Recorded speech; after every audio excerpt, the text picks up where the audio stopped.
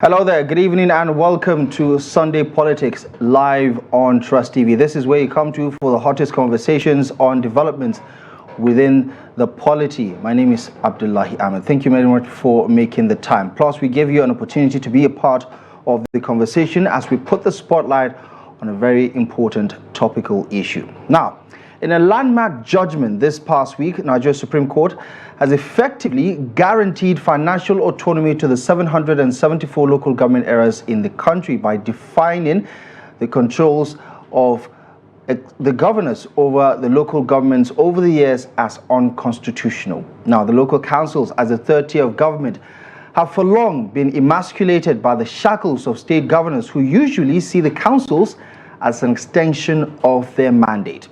While many welcomed this development with hope and expectations that will help spur the much-needed growth and development of local government areas in the country, there is a sense of suspense with regards to what comes next.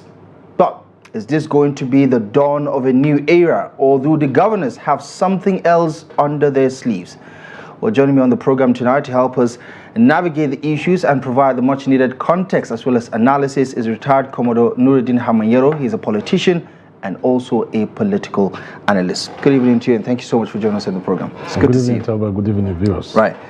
First, let's set the ball in motion by taking a few steps backward to refresh your memories with regards to what happened this past week, especially following that announcement by the Apex Court that the local governments will no longer have to deal with the governors because they will get their financial allocations directly from the Federation account, as well as other issues that concerns legal administration of the councils. Here's Kende Amadou from the State House with this report. It has been a long battle spanning over 20 years in the National Assembly and even longer at the executive arm of government to attain this landmark judgment. In fact, just over 2 years ago, the presidency was reeling from a judgment from the same Supreme Court that annulled the Executive Order 10, which had been signed by President Muhammadu Buhari in June 2020. This, therefore, is being seen as a victory for democracy. I call it local government emancipation judgment because it has really emancipated the local government from the shackles of the past. It's an issue that has been before the parliament for the past 20 years.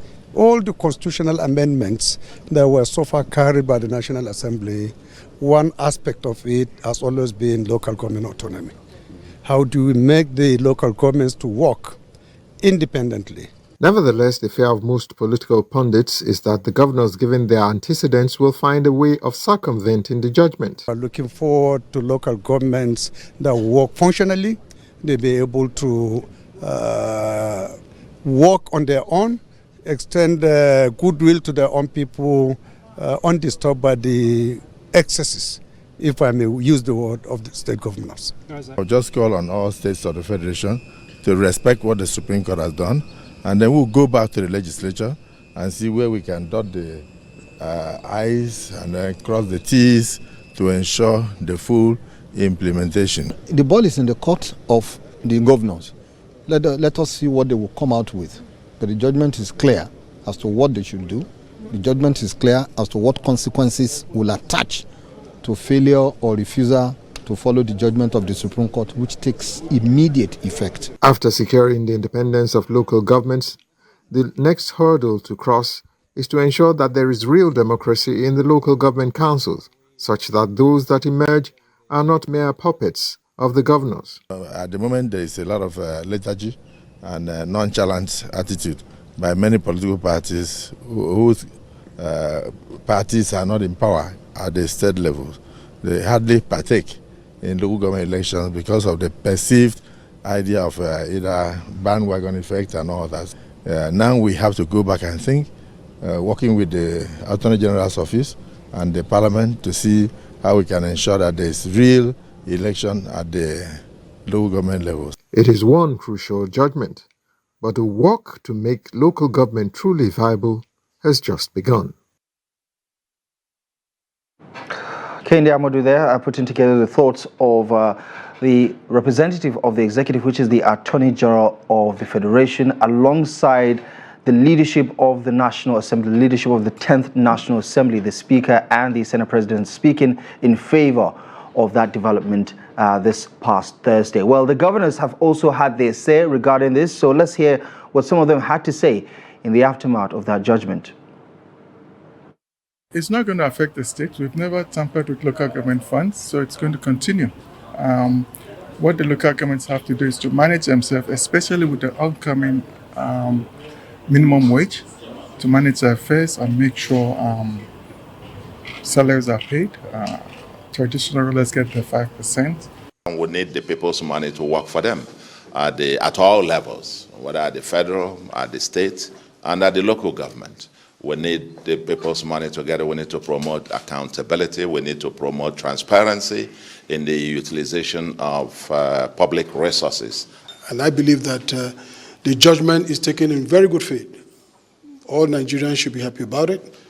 I don't think anybody's against development in the local governments. I don't think so. I think it's just a distraction. We must face the real issues that we have. And the issue that we have is we are not producing enough. We're not productive. Whatever it is that we're sharing in Abuja, which is what this FAQ is all about. Oh, okay. Whatever is in Abuja, share it to the local government. Is that our problem? Well, okay, maybe it may be a part of the problem that, yes, you want to have a value for what is being shared, but our real problem is productivity. Right.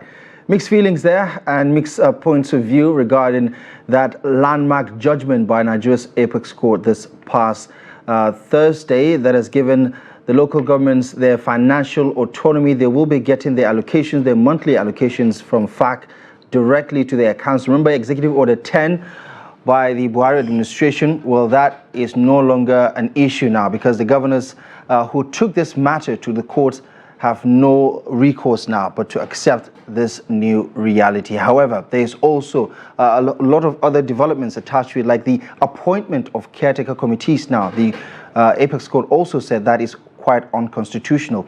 There needs to be an election immediately after a tenure has expired. Let's get the conversation underway. My guest, Honorable Nurudeen Hammanyero, who is more than happy to get the conversation started. Where do you stand on, this new development? Look, good as it sounds, emancipation, like the Attorney General said,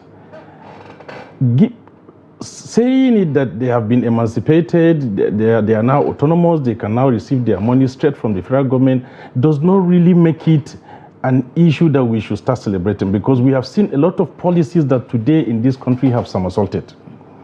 Remember, in the beginning of this government, the president took a bold step that virtually every average Nigerian celebrated it by the removal of this fuel subsidy.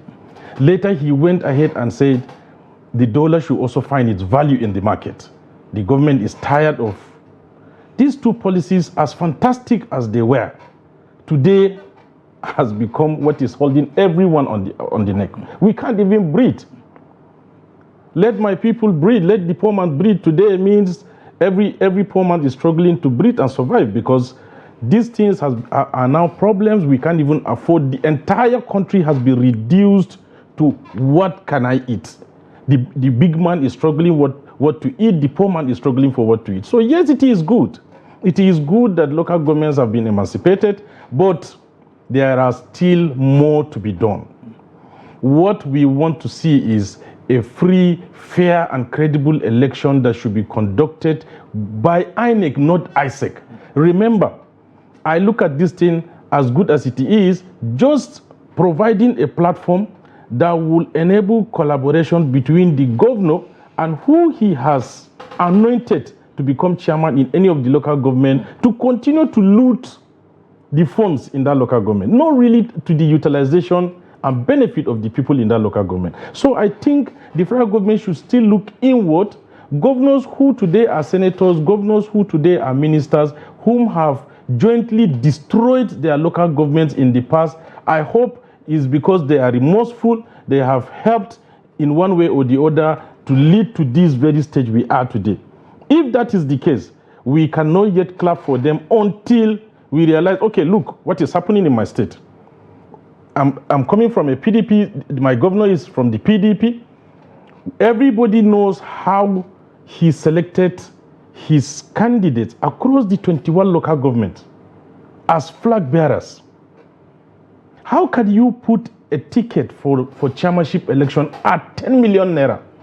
To go and do what? Isn't that a party's decision? Even if it is a party decision now, he has not provided any room for competition. It was selective, and he has done that. Tell me who, with this current condition in Adamawa State, will have the guts to say, okay, I'm coming out for a contest because I expect to be treated fairly. Besides, it's Isaac.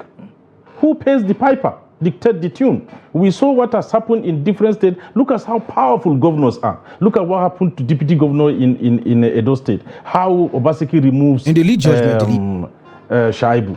Look at what happened in Zamfara State. How Mutawalli removes Gusau, and so on. You can go ahead and be mentioning these things. So governors have so much powers that what they are doing in the country today, in fact, they are one of the biggest problems we have. So until the federal government, again, if going back to the Supreme Court, after giving the state governors a lot of opportunity, the chance to make this thing right, and some of them certainly, even after accepting the judgment, will find a way to provide another. So you don't think this ruling is foolproof now, that there will be no tampering, there will be no control, there will be no overbearing, mandate on what is happening to the local councils? Look, Talba, we have rules all over the country today. Is there no rule for people who are siphoning government money? Is there no, has there not been rule for people not to tamper with public funds? We can start mentioning today. You have 1,000 millions of people who have tampered with government funds. If you go by these rules, are even some of them in the Senate today, are they even supposed to be in the Senate? If you want to go by this, some ministers today seated in their office are supposed to be in prison.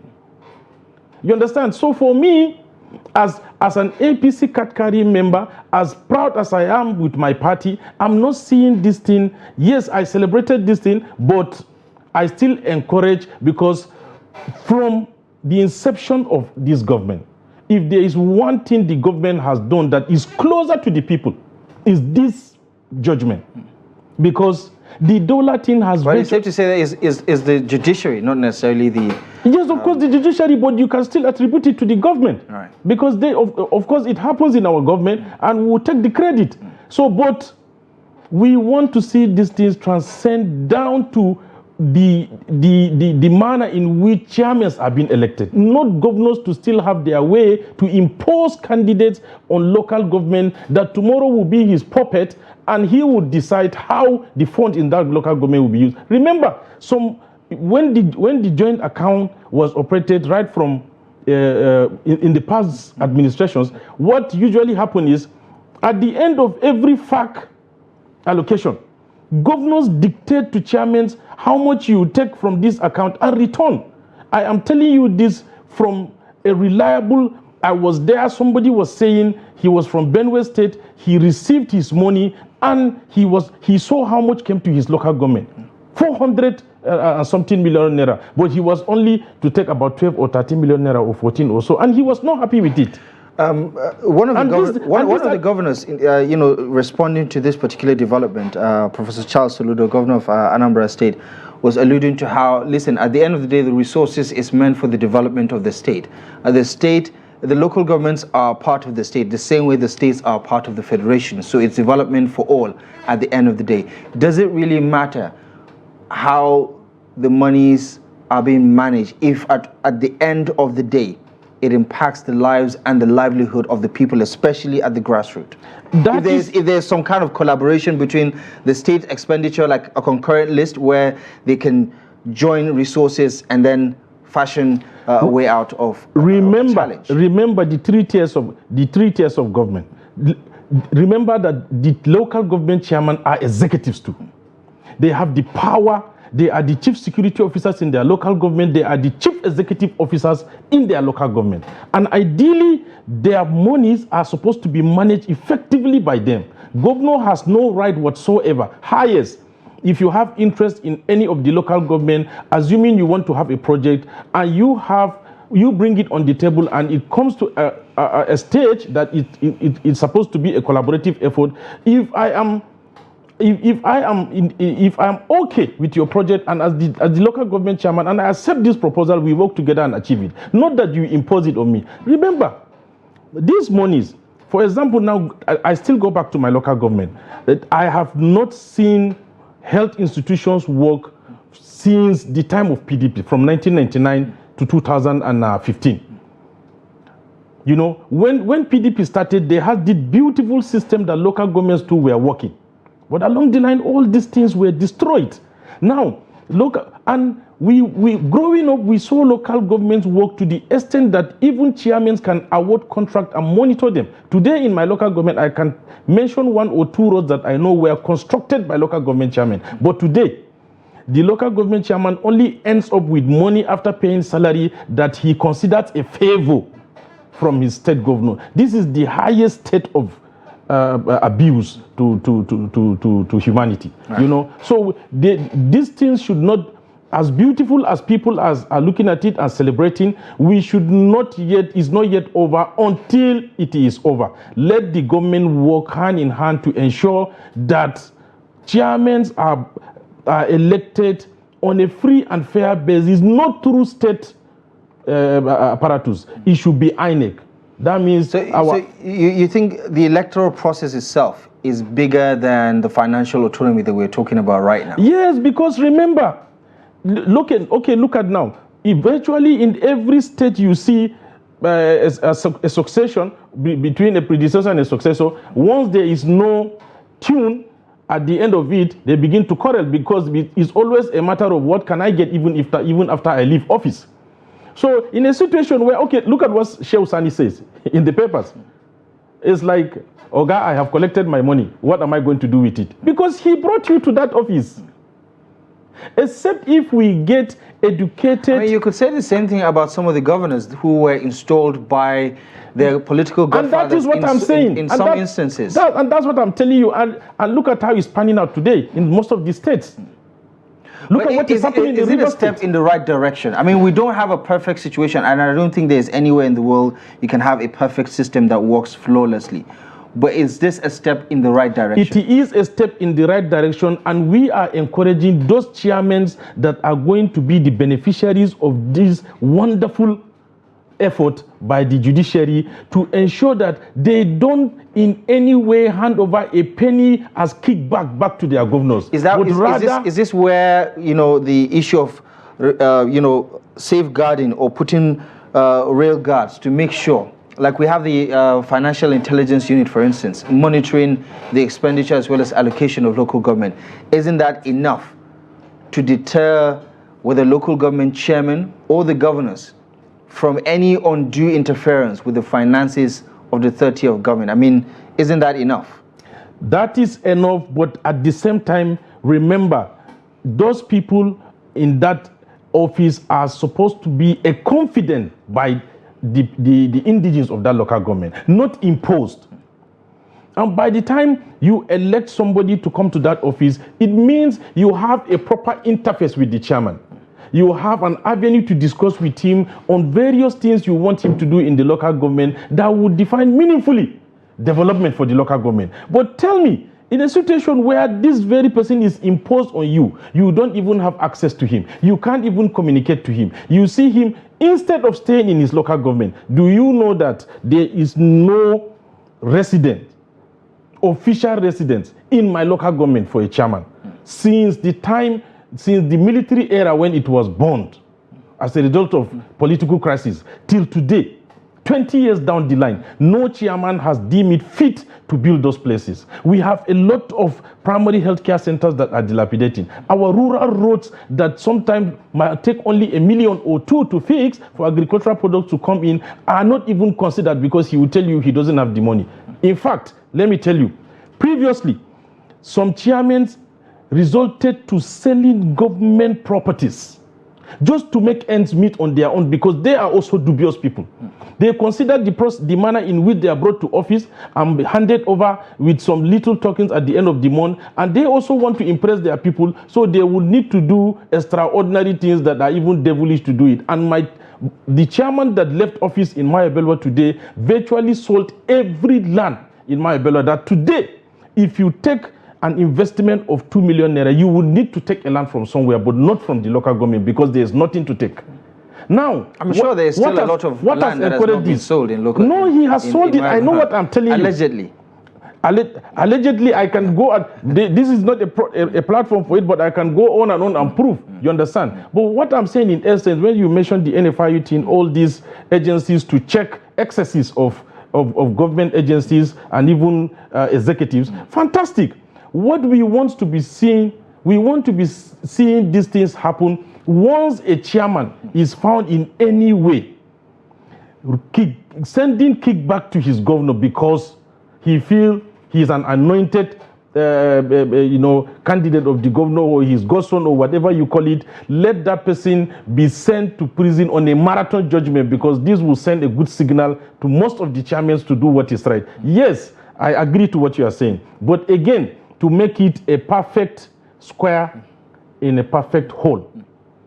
You know, a round peg in a round hole. Let there also be a political and electioneering system to support this. The president of the Senate, in that clip that we showed earlier, was alluding to how, as a legislature, they need to dot the I's and cross the T's, do a little bit more reform work. The Speaker of the House of Representatives was talking about how for the past 20 years and counting, there have been several legislations, bills in the constitutional review processes that were supposed to address some of these gaps. What sort of legislation do you think we need to work on, especially when the Senate President was talking about how we need to address the issue of the local council elections so that whether it's INEC or find a way that the process itself can be trusted, can have some kind of integrity, will be free and will also be fair. How soon do you expect this to be put in motion so that, you know, it doesn't take another long period before we take the next step? I'm sure every Nigerian today, if you go on a random opinion, believe you me, most people will tell you what they want to see happen is INEC should be at the center of anything election in Nigeria. But there are a lot of people who don't trust INEC also. No, but again, what I'm saying, at least is a more refined system than ISEC. It depends on who you ask, though. It depends. It's more refined. It's a more refined system than ISEC. You ask Labour Party, they're going to tell you something. You ask PDP, they're going to tell you something else. Looking at how dangerous state governors have been for the past years, since 1999. Are you not brushing every governor? Because we heard some of the governors in support of this particular development. Are you saying all the governors are the same? How have they supported their local government before this judgment? Go and check it. I doubt if all the states share the same characteristic. Let me tell you, I have seen when Fayemi was saying he has never tampered with any of the local government. I like that. I have no way to confirm it, but I like and I believe he said it on the national TV, and I believe he was honest. And if that be the case, congratulations to him. He is one of the few, you understand? But most of these governors talking about this thing, if they will have their way, no money comes to the local government except with their approval because they enjoy it. You understand? And these things that have, they are, mind you, if it was okay, why in the court? If there was no issue with the governors, with the and local government and the money, why take it to court? Why must it be Supreme Court? It ended up in Supreme Court because they were dragging. If there was no contest about this, it wouldn't have gone to Supreme Court. That means it has scaled through all these judicial processes up to the Supreme Court. That there is no anywhere to go. This is the last bus stop, and they accepted it out of not in their own. You're saying if they could have it their way, they would still fight it? 99.9% of the governors, if they have it their way, they would determine how much every chairman should make at the end of the month. Right, okay. Some say that at the heart of it, Governor Makinde was saying it's all a big distraction. That at the end of it all is the fact that we have limited resources to go around. And that's why we're fighting over this small pie. We're not producing enough. Because if there is enough, this will not be an issue in the first place. How much of that statement is actually true? Because if you take a look at it, what the states need, what the state governors need, whether you're considering education, healthcare, you're talking about industries, you're talking about human capital development, workers' welfare and things like that. We're still in the middle of negotiating a new national minimum wage. Is there enough resources to say that, listen, these tiers of government can separately operate with the meager resources they get without some sort of collaboration? I want you to take away the amount aside and concentrate on the impact, irrespective of the amount. If the federal government today would decide, if look at it the other way, if the distribution of resources or the utilization of resources ends with the federal government, that means even state governors don't get to have their money from the federal. It's the federal government that decide what happened in their state. Would they have accepted it? Well, we do know that by the structure, the subnationals do a lot more work than the federal government because they bear the burden of whether it's infrastructure, whether it's education. And if you go with this, okay, tell me, what does the governor do? Because even the state capital where he is managed by a chairman. So what does he do?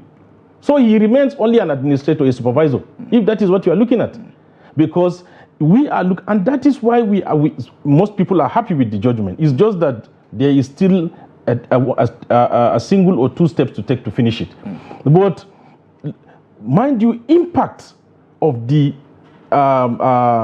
decision is what we are looking at. Today, we have a lot of our youths that are unemployed because the chairmen do not have any form of resources to give any form of job.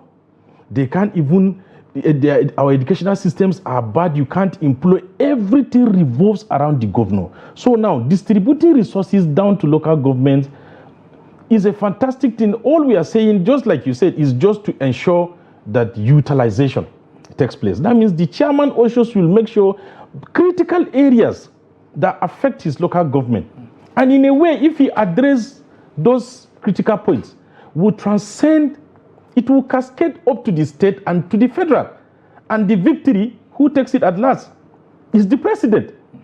Because he will claim this happens during his time, it was his effort, and he can bid for a second term. Maybe that will be his saving grace, because even though we are in the same party, but sometimes we bury our heads in shame because some of the policies that we are also battling with is sending everybody crying at home at night because there is no food to eat.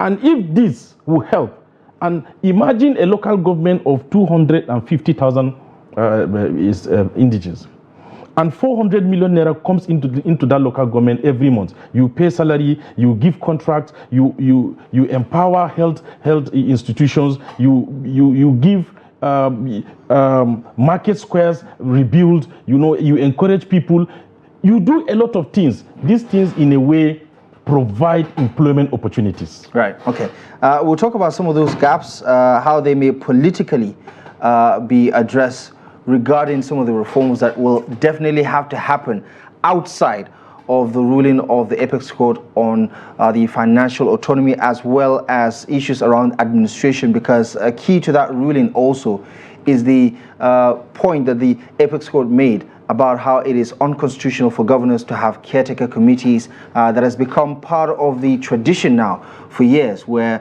local government chairmen will have their tenure expire, and then the governors will put someone in charge to run the affairs of the local council without the mandate of the people. That is to say, no elections have been conducted before those people take charge of the affairs of the councils. Well, a lot more to unpack. Let's get your thoughts on this one. Feel free to join the conversation. Our phone lines are now open. Feel free to add your voice to this conversation. It's something that most people can relate to, especially in this federal system of government that we have practiced. For so long, it is a foregone conclusion that the local governments have become a shadow of themselves because they are unable to do the very thing that they were set up to do, which is to address local issues. And part of that is because they've become solely dependent on the directives as well as the direction of the state governors, who have for so long been more than happy to call the shots for the local councils. Well, according to the Supreme Court, going forward, that is no longer going to be the case. Feel free to join the conversation. We'd love to hear what you have to say about this one. The number is showing on your TV screen. We have our first caller. Hello, good evening, and welcome to the program. Your name and where you're calling from, please. Hello? Hello, good evening. Good evening. Welcome to the program. Your name and where you're calling from. This is Umar Bashir from Kogi State. Muhammad Bashir from Kogi. How is Kogi this evening? Umar Bashir. Umar Bashir. I beg your pardon, Umar. How is Kogi this evening? Yeah, Alhamdulillah, it's okay. Good to hear from you, Umar. Go ahead. Well, what the judgment? I'm in line with your guest over there. The judgment is just one side. Until they hand over the selections of who will become the local government chairman to the INEC, nobody. And when you're asking your guest that some party, maybe Labour Party or this thing, will tell you that no, they will not trust INEC. Nobody will tell you that they don't trust INEC to conduct the local government elections. The best local government election we had was 1999, that was conducted by the INEC. So since then, it was the selections we are making in a Labour Party state. You will see that it's Labour Party that will fill all the chairmanship. In PDP state, it was, look at what happened in Adamawa now, today, election. What happened on Saturday in Delta? Did you have any APC in Delta? Did you have? Are you telling me that the APC candidate, the woman in Adamawa state, they robbed to give this to incumbent governors? Are you telling me that she can only win her local government? Umar, with regards to Adamawa state, the APC did not take part in the elections. In the polls. No. Yeah. Okay. Even if the APC did not take part, what happened in Delta yesterday? Isn't it possible that the people want the governor to enjoy some kind of support, and that's why they would vote for his party? Did you know who nominated the State Electoral Commission chairman? Did you know who nominated them? It was the governor that nominated them, confirmed by the State House of Assembly. The State House of Assembly that is a people to governors. So if they will tell them, I'm in line with the guest, what is happening is that unless the Attorney General go back to the Supreme Court, scrapping of the State Electoral Commission, let the INEC be conducting the local government elections. That is where we have enjoyed, that is where the government will be taken to this grassroots. I was even thinking that maybe we will go to what the UK is doing, scrap these state governors. Let us have just 2 tiers of government, local government and the federal unit. Right. You will see enough development in Nigerians. Okay. Thank you so much. Thank you so much, Umar. Have a good evening. Some very radical points there from Umar calling in from Kogi State. But also, it's safe to say that what we have right now, as far as the legal provisions are concerned, nothing is illegal. I mean, we are making some sort of assertions about how they work and things like that. But everything so far is still by the book. The governor has the power to nominate, the state assembly has the powers to confirm some of these positions and so on and so forth. Let's go back to the phone lines. I think we have our next caller. Yes. Hello, good evening. This is JP1. Come again? JP1. JP1 from... Yes, calling from Plateau. From Plateau, I should have known. Good evening. Thank you so much for calling. Go ahead. Thank you. Yes, sir. Yes, the local government autonomy is a welcome idea. Hello? Yes, go ahead. I can hear you. Go ahead. I think that will enhance rapid development at the grassroots. Because the local government chairman will have direct access. They can be able to initiate their project, execute their project without being manipulated by the state governors. For instance, now, like in Plateau State now, there's a huge discrepancy, in salary For instance, states collect different salary, with those at the local government, because the funds are with the state governor. You understand what I'm saying? So the point where I want to contribute is a welcome development. If the local government have their own autonomy, they can identify areas where they can be able to do strategic development for the benefit of those at the grassroots. People can easily have access, to their local government chairman and having access to the governor. How can 36 governors control 774 local government, in Nigeria? It doesn't work it. So to my own mind, it's a welcome development for local government to have their own autonomy. All right. Thank you. Thank you so much for calling. I appreciate that wonderful thought. It's safe to say that the jury is out. Nigerians do want to see this decentralization, not just politically, but also administratively, so that, local government, because they do have, in fact, let me varying tell you, needs and wants. Rapid development will be seen to take place in Nigeria as soon as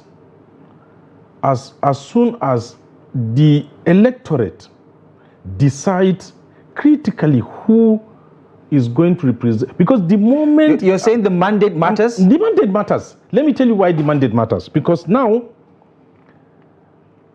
the entire electoral system in a way has been corrupted.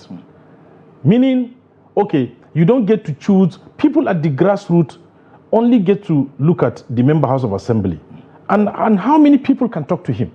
How many? He's just a legislator. He is handicapped. He has little to do. You understand? Councillors who have direct contact. Are we saying that all the supposed choice of the governors for the councils are bad choices? Is that what you're saying? Virtually 80% are bad choices, because how does he select them? The 774 yes, of course, I'm saying it. You're saying the governor... Hyperbolically, I'm saying it, but tell me, how is this supposed to be good? Because it's his interest we are looking at, not the interest of his people. Okay. We'll circle back to that one in a moment. Hello, good evening, and welcome to the program. Your name, please, and where you're calling from. Hello, good evening. We seem to be having some kind of challenge with that line. Feel free to call back again. The number is showing on your TV screen. There are some governors today who were local government chairmen and who were handpicked by their political godfathers, so to say. Okay, just before I land on that point, let's go back to the phone lines. Hello, good evening. Good evening. Welcome to the program. Your name, please, and where you're calling from. Thank you very much. My kudos to your guest in the studio.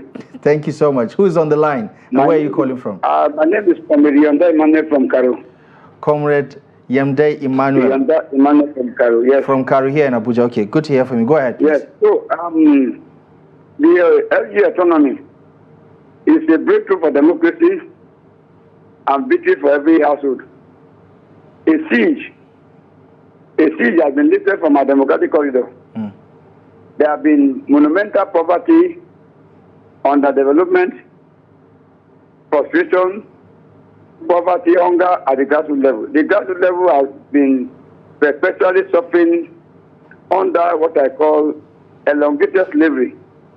Thank God for Mr. Tinubu, the president. We congratulate Mr. President, congratulate every household.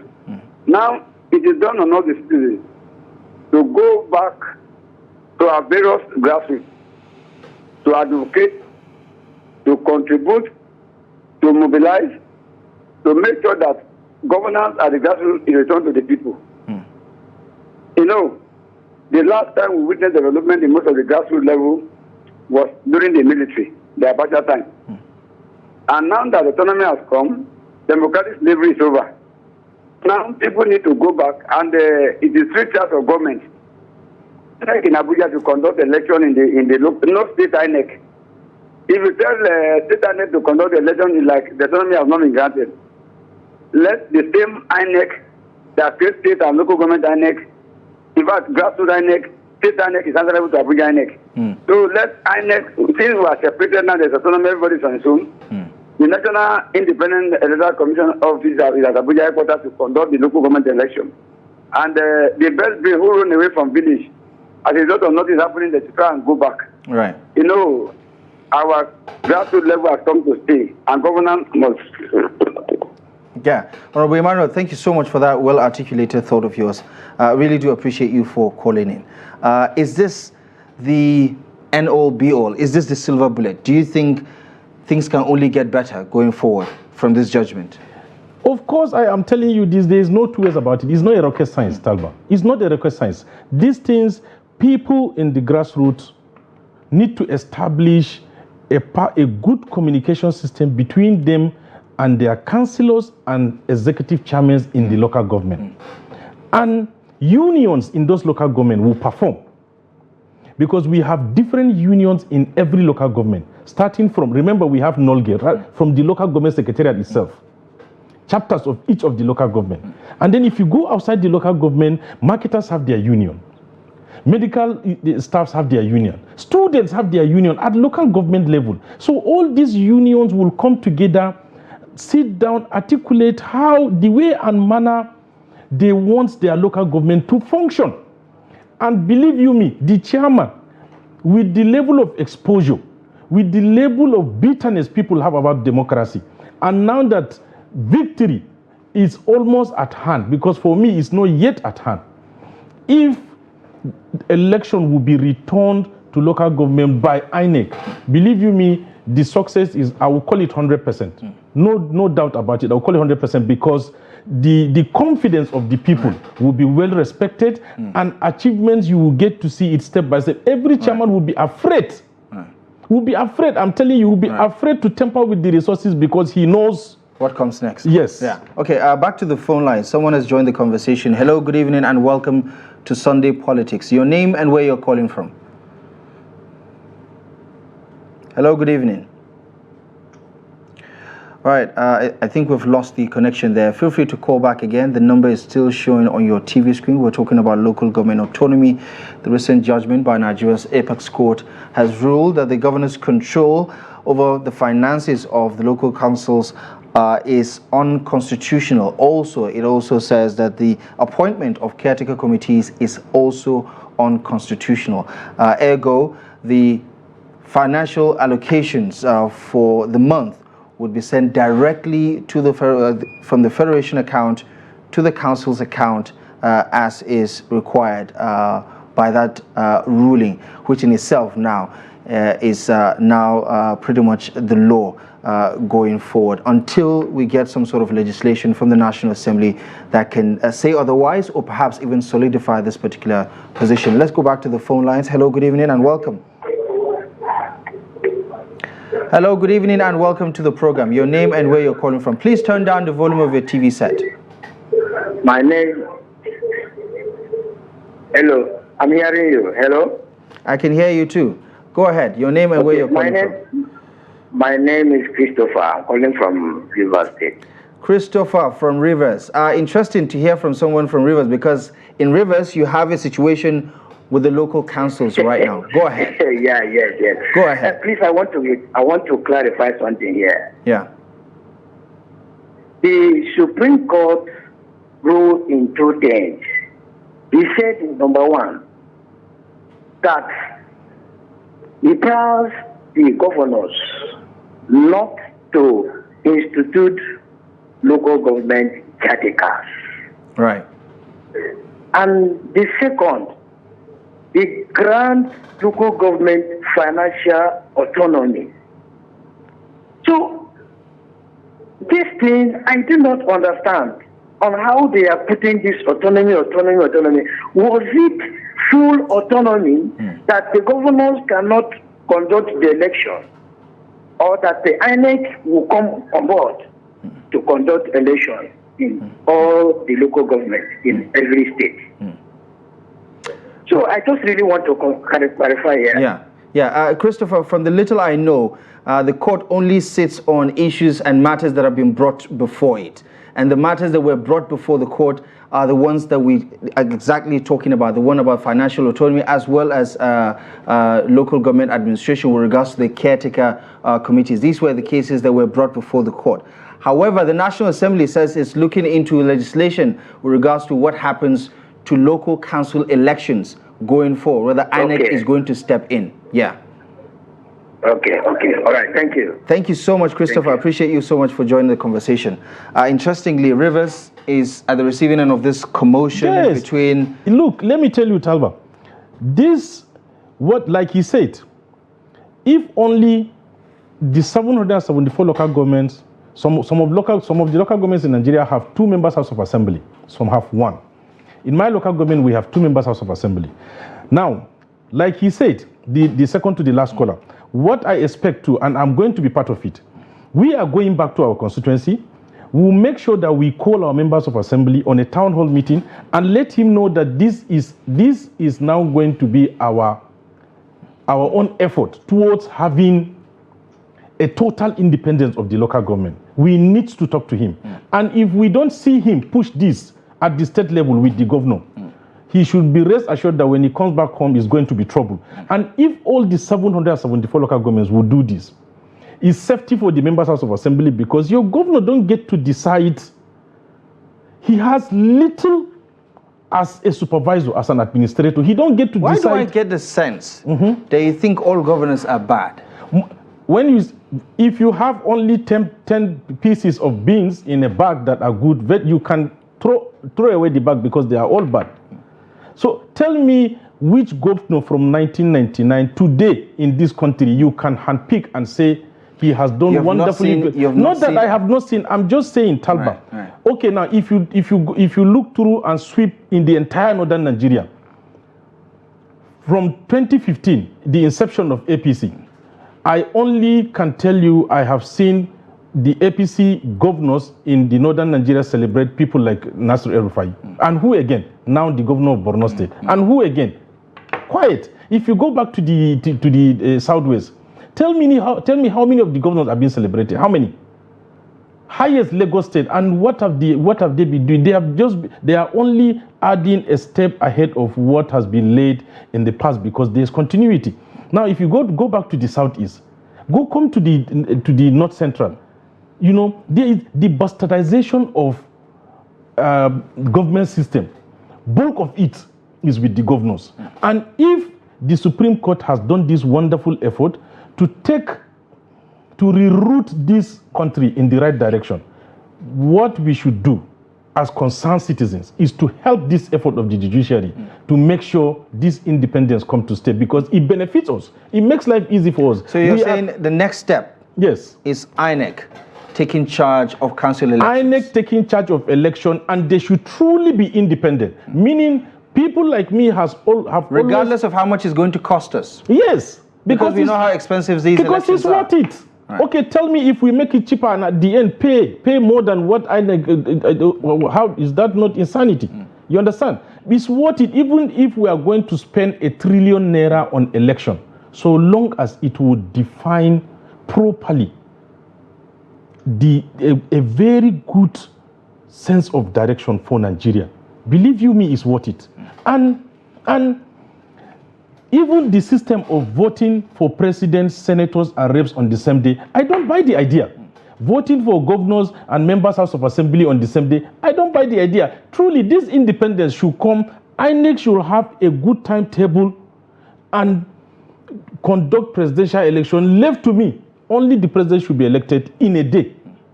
That means if on the 25th or on the 22nd of February, as it were, in 2023, only the president should be elected, because that will reduce a lot of the malpractices. And give it a week, the senators should be elected and members House of Reps.